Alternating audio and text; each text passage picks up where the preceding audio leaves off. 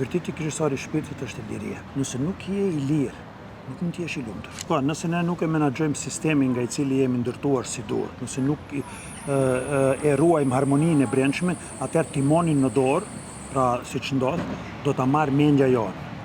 Dhe mendja prodhon një komponent që ne e quajmë ego. Dhe egoja ka një veti shumë të rrezikshme, pangopshmërinë.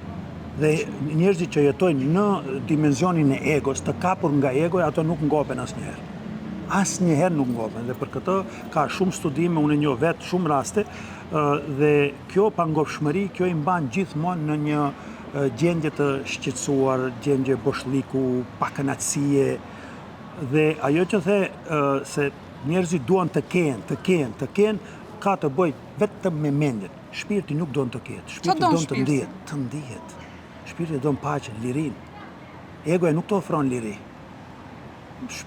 Komponenta kryesore, vërteti kryesor i shpirtit është liria.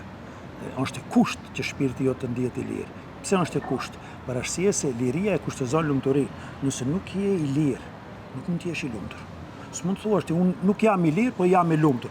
Nëse nuk je i lirë, nuk mund të jesh e lumtur.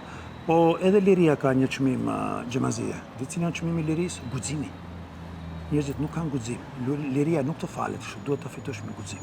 Guxim të punosh me veten, guxim të përballesh edhe me dritën edhe me hijen që bart në veten tënde. Kjo është përgjigjja për këtë ata që thoni kanë të gjitha, po nuk janë mirë. Kjo është përgjigjja. Po një pjesë e tyre janë klientët e mirë.